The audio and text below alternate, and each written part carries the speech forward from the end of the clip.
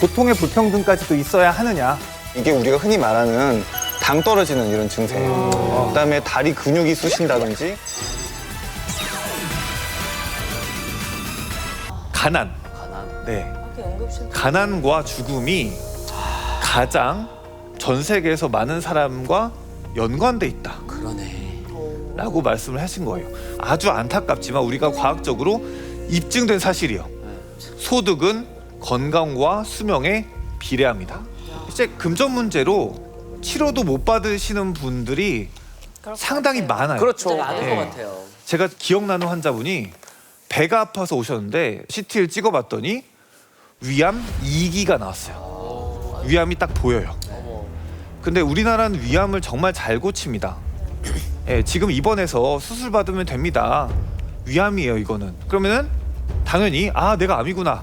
2기라서 다행이다. 입원해서 살아야지. 이렇게 보통 말씀을 하시잖아요. 근데 이분이 입원 못 한다는 거예요. 왜요? 제가 빚이 많대요. 입원하면 빚쟁이들이 날 찾아와서 죽인다는 거예요. 그래서 지금 당장 안 죽으려면 나가서 빚을 갚아야 합니다. 그 얘기를 하신 거예요. 보통 정말 엄청 큰 일인데 이분에게는 그것보다 더 두려운 게 있는 거죠. 그래서 병을 나가셨어요. 자위태연소 쓰고. 그러면은 수술 안 하시고? 그냥 나가셨어요. 본인이 경제적인 그런 여유가 전혀 없어서 치료받을 여력이 안 되면은 나라나 나라의 지원이나. 이런 데서 지원되는 그런 시스템이 없는 건가요? 그런 지원까지도 저희가 해드립니다. 그리고 네. 보험도 되게 잘 돼 있잖아요. 네, 그런 것도 알아보면 다 해드리고 네. 사실상 암 진단을 받으면 자기 부담이 거의 없어요. 네, 맞아요. 그런 정도예요.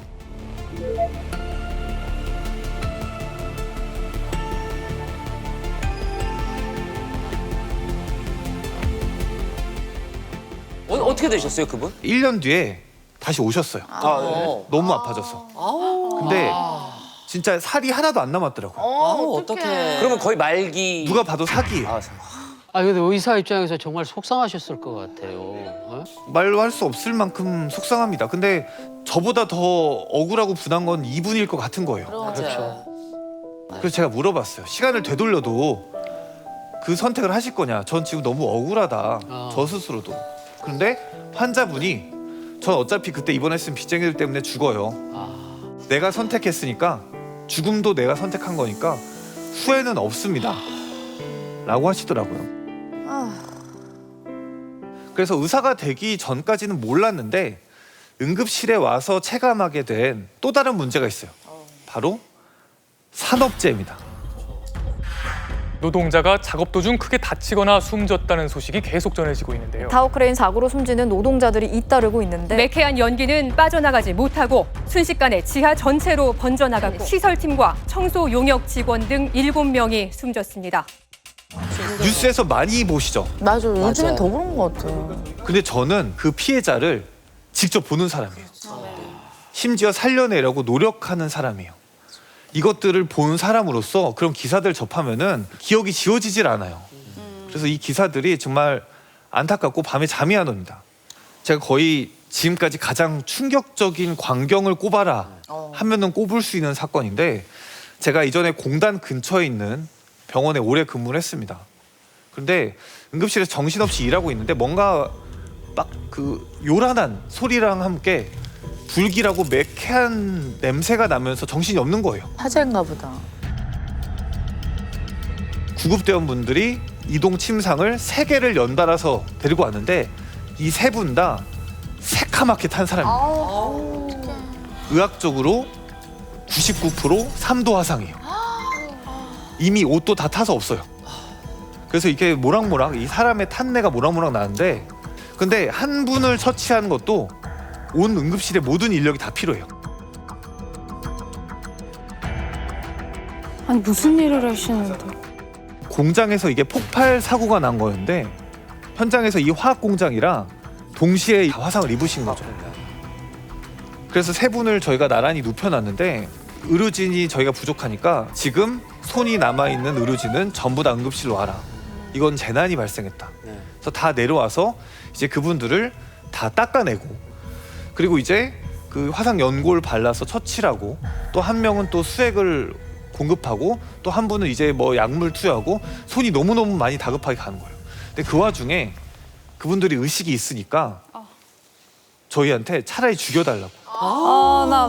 예, 이해할 것 같아요. 너무 맞아, 맞아. 아프니까. 그런 네네. 그리고 결국은 그 중에 한 분 돌아가셨고 두 분은 저희가 화상 전문 센터로 보냈는데 이분도 아마 돌아가셨을 확률이 매우 높아요. 학문적으로.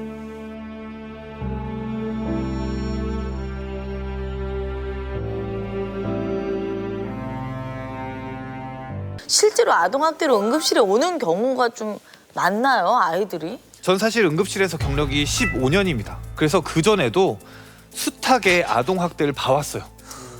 사실 응급실에 올 정도면은 대부분 죽었거나 죽기 직전이 돼야지 만날 수 있다고 보시면 돼요. 하긴 그렇지. 학대를 자기가 해놨는데. 보통 이런 경우도 있잖아요. 막 이렇게 학대하고선 데려왔는데 어디가 터졌거나 부러졌거나 이러면 얘 넘어졌다. 교통사고 났다. 뭐 이런 식으로 거짓말을 해서 피해서 가는 사람들도 있잖아요. 물론 있죠. 근데 의사 선생님 보시면 알잖아요. 이럴 때 경찰에 신고를 하면 경찰에서는 귀담아 들어주나요? 네, 그것도 정말 많이 바뀐 게 네. 이전에는 아동학대 신고를 해도 그냥 왔다가 그냥 보고 가셨어요. 근데 지금은 아동학대 신고를 하면은 벌써 한 4-5분 오세요. 이 조사팀 아동학대 관련 기관분들이 다 오셔서 신고를 합니다. 그 사이에 인식이 많이 달라진 거죠. 그래서 저도 직접 신고한 적도 상당히 많은데 저에게 굉장히 큰 충격이었던 사건이 또 2018년에 있었습니다. 지난해 10월 위탁모 김모 씨는 서한 양의 머리와 엉덩이를 매일 발로 걷어차며 때렸습니다. 지속적인 학대로 서한 양의 눈동자가 돌아가고 손발이 굳어졌는데도 김 씨는 그대로 방치하다 32시간이 지난 다음에야 병원으로 데려갔습니다. 그런데 더 큰 문제는 학대한 아이가 한 명이 아니었어요. 또 어머. 4명의 아이가 더 있었는데 그 위탁모 스마트폰을 이제 포렌식을 해봤더니 물고문을 하는 거예요. 뜨거운 물에 넣어. 어머. 질식시켜. 그 사람은 위탁모란 말도 아까는 가해자지 뭐예요. 처벌 받았나요, 그 가해자? 일단은 검사님이 너무 화가 많이 나셨어요. 이 물고문 영상을 보고. 말도 못하는 아이들은 아니에요, 어린아이들은. 그래서 가해자는 결국 기소가 됐고 최종심에서 형을 17년 정도 받은 걸로 알고 있는데 아마 지금도 복역 중이겠죠. 만약에 제가 진짜 이거를 모르고 그냥 신고를 안 했으면은 이건 묻히고 계속 피해자가 발생했겠죠. 이렇고 눈물이 난다. 아니 저희는 이렇게 얘기만 들어도 이런데 그 아이들을 또 그러니까. 직접 보실 때 그 심정이 또 어떠셨을까? 세상에서 가장 존재하지 않아야 되는 것이 있다면 하나만 꼽으라면 이게 아닐까 생각이 들어요. 그래요. 맞아 죽은 아이. 말도 안 되는. 그래서 112에 바로 연락하시면 됩니다. 신고가 정말 중요해요. 112. 예, 아이들이 직접 병원에 올 수가 없고 그 상황에서는 계속 학대당할 수 있으니까 일단 사회에 알리는 게 아주 중요합니다.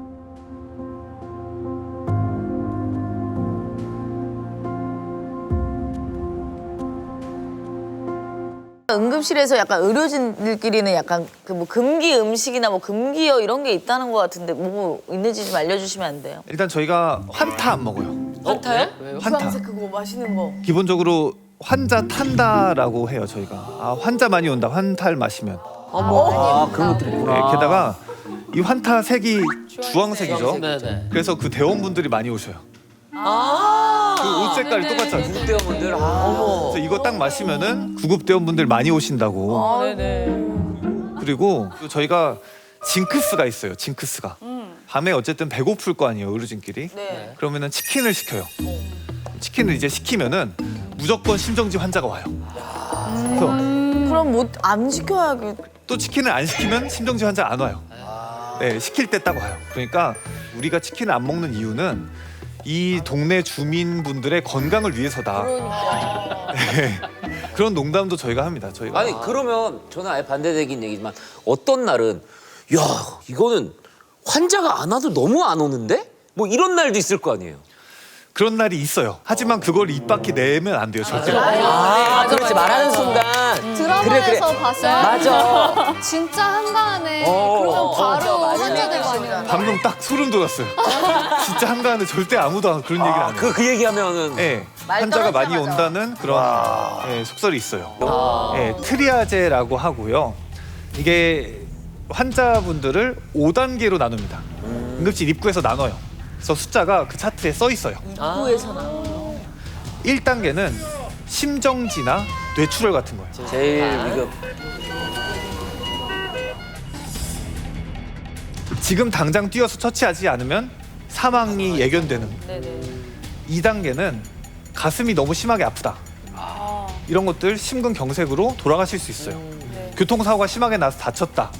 머리 쪽에 뇌졸중이다. 이런 중증 응급 환자예요. 금방이라도 1단계로 넘어갈 수 있는. 3단계부터는 고열과 심한 복통. 근데 2단계보다는 증상이 덜한. 그리고 4단계는 그냥 피가 좀 나거나 찰가상. 예, 열상이 있거나 그냥 배가 좀 아프거나 그냥 머리가 좀 아프고 이런 분들이고 5단계는 너무 단순한 환자라서 그냥 위급하지 않은 증상으로 약 받으러 오셨거나 그냥 소독하러 왔거나 그런 분들입니다. 5단계 정도는 그냥 진료가 안 급하니까 그냥 응급실에서 안 봐도 된다. 돌려보내도 된다라고까지 돼 있어요. 구급차를 타고 오더라도 마찬가지입니다. 구급차를 타고 오더라도 이 그 점수가 낮으면은 기다리셔야 돼요. 제가 또 응급학과 교수로서 오늘 또 마지막으로 강조 드리고 싶은 게 있습니다. 골든타임. 골든타임이 뭔지 아시는 분 혹시? 사람을 살리기에 가장 적합한 시간대. 생사의 갈림길에 선 환자의 목숨을 살릴 수 있는 한계 시간을 뜻합니다. 30분 안에 응급실부터 비우고. 골든아워가 뇌경색에 분명히 있습니다. 바로 3시간이에요. 3시간. 3시간. 3시간. 자, 뇌졸중이 뇌의 혈관이 차단되거나 파열된 거예요. 뇌혈관이 차단이 되는 순간 그 뇌혈관에서 공급하는 뇌 쪽이 경색이 와요. 뇌가 피를 못 먹어서. 이게 뇌경색입니다. 뇌경색. 그래서 최근에 사실 수명이 늘어나고 의료 기술도 발달하고 있는데 치료 방법도 발달하고 있는데 이 뇌경색이 딱 오는 순간 사실은 치료를 적절한 때 이용진 씨 아버지처럼 적절한 때 받지 못하면은 영구히 장애가 납니다. 그러니까. 혹은 돌아가시거나. 그러니까. 증상이 발생한 다음에 3시간 이내만 오시면은 이게 또 혈전용해제라고 이 뇌를 막는 혈관을 녹이는 건데 이것만 잘 통하면은 우리 뇌졸중을 없던 일처럼 돌아갈 수 있어요. 그렇다면서요. 아예 물을 수 있어요. 근데 본인이 뇌졸중이 올 것 같다라는 거를 어떻게 감지할 수 있어요? 이왕 얘기 나온 거 좀 알려주시면 안 돼요? 근데 본인이 뇌졸중이 올 것 같다라는 거를 어떻게 감지할 수 있어요? 이왕 얘기 나온 거 좀 알려주시면 안 돼요? 이 특징적인 증상이 있어요. 뇌의 어떤 일부분을 잠식을 하니까. 근데 가장 흔한 증상이 말이 어눌해진 거예요. 말이 갑자기 이렇게 어눌해져요. 또 얼굴이 돌아가는 겁니다. 맞아요. 얼굴 한쪽이 근육이 빠져서 근육이 이렇게 못 당겨서 돌아가는 거예요. 그리고 또 특징적인 게 손발에 힘이 빠지는 건데 한쪽만 빠져요. 오른쪽, 진짜 왼쪽 이렇게. 또 뭐 뇌경색의 다른 증상으로는 많이 어지러운 거예요. 그러시더라고요. 네, 갑자기 많이 어지럽고 한쪽 방향으로 쓰러져요. 그래서 화장실 가는데 부모님이 자꾸 오른쪽으로 넘어지세요. 아주 전형적인 증상입니다. 뇌경색. 이런 것들도 바로 오셔야 되고요. 제가 말한 이 전조 증상들 절대 이런 게 있으면 가볍게 여기지 말고 몸이 보내는 신호를 우리가 알고 있어야 됩니다. 특히 여러분들이 건강하셔도 옆에 노약자분들이 계시잖아요. 부모님. 이런 분들의 증상을 잘 봐주셔야 됩니다. 그 진짜 그냥 기본적인 혈전이 안 오려면 비만이면 안 되죠. 그게 가장 중요한 거죠. 일단 콜레스테롤이 안 네, 생겨요. 콜레스테롤, 비만, 흡연, 그리고 음주, 고혈압, 당뇨까지가 전부 다 연관이 되어 있습니다. 그러니까. 그럼 3시간 안에만 가면 무조건 좀 괜찮은 거예요? 사실 24시간까지는 저희가 치료할 방법이 있어서 3시간이 늦어도 최대한 빨리 오셔야 되고 또 3시간 이내라고 또 100% 그냥 치료가 되는 거는 또 아니에요. 사람 몸이 좀 그런 게 어려우니까요. 다만 3시간 이내에 분명히 효과가 있고 효과를 보면은 그 전으로 돌아가실 수 있습니다. 또 제가 마지막으로 부탁드리고 싶은 게 있는데 헌혈 자주 하시나요? 헌혈? 헌혈 자주 자주는 안 아니고. 하죠. 저는 사실 어제도 했어요. 그러니까 저는 1년 목표가 이제 전혈 같은 경우는 1년에 꾸준히 하면 5번 정도가 가능해요. 2달에 1번 정도 해서. 그래서 1년 목표를 세웁니다. 그래서 올해는 꼭 5번을 하자. 그래서 뭐 매년 그러지 못하는데 뭐 한 1년에 이렇게 걸러서 경년으로 한 번씩 하고 있습니다. 감사하네요. 저는 이 헌혈을 인류의 상징이라고 생각을 합니다. 여러분들이 헌혈을 해주시면 혹시 뭐 내가 좋은 일을 했다 뭐 이런 감각은 있겠지만 그 피를 정확히 어떻게 사용되는지 잘 모르실 거예요. 그 피를 사용하는 사람이 접니다. 그래서 환자분이 뭔가 위장관 출혈이 있다든지 많이 다쳤다든지 할 때 그 다른 타인의 피를 수혈을 해서 그 사람을 살리는 거죠. 그런데 병원에서 사실 수혈 문제가 요새 좀 심각해요. 다가 코로나19로 더 심각해졌어요. 전국 병원들은 피가 부족해서 비상입니다. 예년 같으면 혈액 보관소에 이 수혈용 혈액이 절반 이상 가득 차 있었는데 지금은 보시다시피 텅텅 비어 있습니다.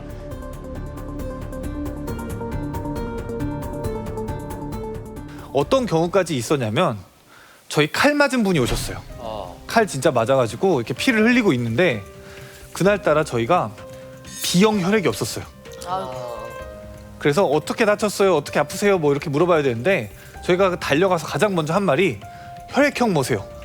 이거였어요. 근데 B형이더라고요. 그러면은 그분은 바로 구급차에 타고 다시 B형 혈액 있는 병원에 가셨어요.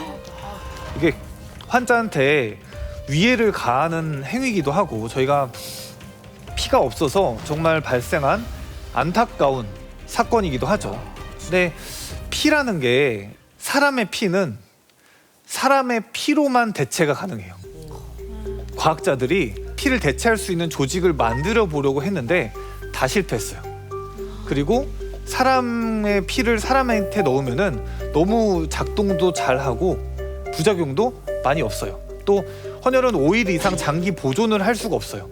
그러다 보니까 끊임없이 계속 해줘야 되고 지속적인 관심이 그럼 필요하다는 걸 강조드리고 싶어요. 오히려 이렇게 헌혈을 하고 나면 그 나간 피만큼 제 몸에서 또 새 피를 만들 거 아니에요. 그럼 더 건강해지나요? 막 건강해지는 것까지는 아니에요. 그러니까 사실 우리 몸에 15% 정도는 피가 좀 여분이고 매일매일 피를 만들고 있어요. 그래서 좀 시간이 지나면은 어떠한 후유증이 없이 회복이 되는데 이 내 남는 피가 다른 사람을 그야말로 살릴 수 있는 자원이라고 생각을 하면은 좀 헌혈에 많이 참가를 해주시면은 좋겠다 생각이 듭니다. 이게 선생님도 말씀하셨지만 기분이 너무 좋아요. 헌혈을 하고 나면 누군가가 내 피를 받을 수 있다는 거 그 자체가 너무 행복하고 그리고 그 헌혈증이 또 굉장히 좋은 값어치를 해요. 나중에 어떤 수술을 받고 피를 받으면 자기 부담금에서 그게 공제되는 게 또 있대요. 그걸 내면. 그래서 거의 현금처럼 사용도 가능하고 그래서 저는 너무 권하고 싶어요. 너무 재미있고 그래서 저는 한 번씩 해보셨으면 좋겠어요. 옛날에 헌혈하면 막 영화 티켓도 주고 줘요. 뭐 그런 게 많이 저 어제 있었어. 편의점 상품권 5,000원짜리 2개 받아봤습니다. 네. 아니 근데 쇄골 부러지신 분이 헌혈 괜찮아요? 아 괜찮습니다. 상관없어요? 네 낫습니다. 그러니까. 뼈군요, 뼈. 네, 감사합니다. 헌혈 많이 해주셔서. 앞으로 열심히 해야겠어요, 진짜. 네, 그래서 정리를 좀 해볼게요. 일단은 응급실 얘기를 제가 많이 했는데 이 응급실이란 공간이 수많은 사연을 가진 인생들이 응급실에서 만나게 돼요. 또 우리는 이제 사람을 살려내기 위해 사람에게 이롭게 하기 위해 의료진들은 계속 노력을 하고 있어요. 또 알아야 돼요. 지식과 암도 필요한 거죠. 그래서 이런 세계가 있다. 이런 세계가 나와 멀지 않다는 거를 여러분들이 알게 되는 것만으로 변화가 시작될 거라고 생각합니다.